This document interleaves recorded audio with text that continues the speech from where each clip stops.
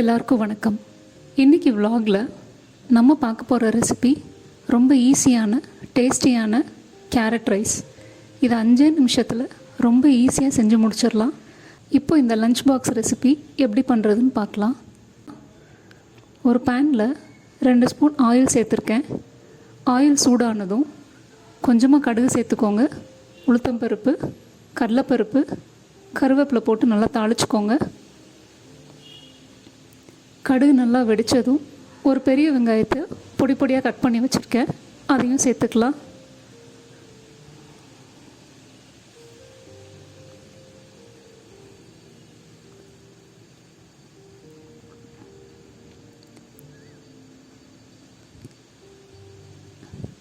இதை ஒருக்கைக்கு 2 வாட்டி நல்லா பிரட்டி விட்டுக்கோங்க.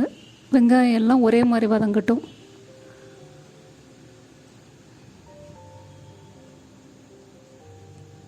இப்போ வெங்காயம் ஓரளவு கலர் மாறிடுச்சு. 3 கேரட்டை தோல் சீவி துருவி வச்சுருக்கேன், அதை இதோடு சேர்த்துக்கலாம்.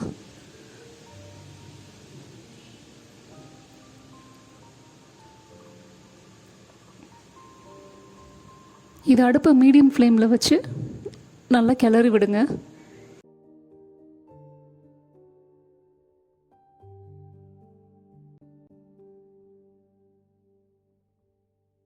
இப்போ இதில் கொஞ்சமாக தண்ணி தெளிச்சுக்கோங்க. மூடி போட்டு ஒரு 5 நிமிஷம் விட்டுடலாம்.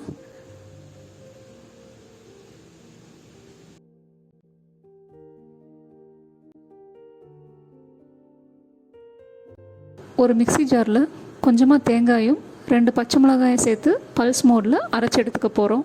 கேரட் ஓரளவு நல்லா சாஃப்ட் ஆகிடுச்சு. இப்போ நம்ம அரைச்சி வச்ச தேங்காய் பச்சை மிளகாயை இதோடு சேர்த்துக்கலாம். இதை ஒருக்க நல்லா கலந்து விட்டுருங்க. இதுக்கு நம்ம காரம் வேறு எதுவுமே சேர்க்கல, இந்த 2 பச்சை மிளகாய் மட்டும்தான்.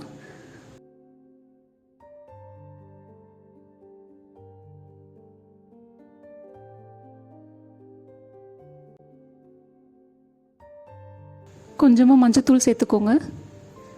ஒரு கிளறி விட்டு ஒரு 1 நிமிஷம் அப்படியே விட்டுருங்க.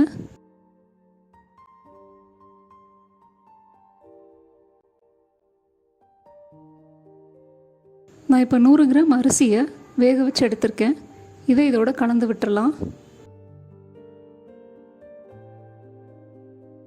நான் ரைஸில் ஏற்கனவே உப்பு சேர்த்துருக்கிறதுனால இதில் நான் உப்பு சேர்க்கல.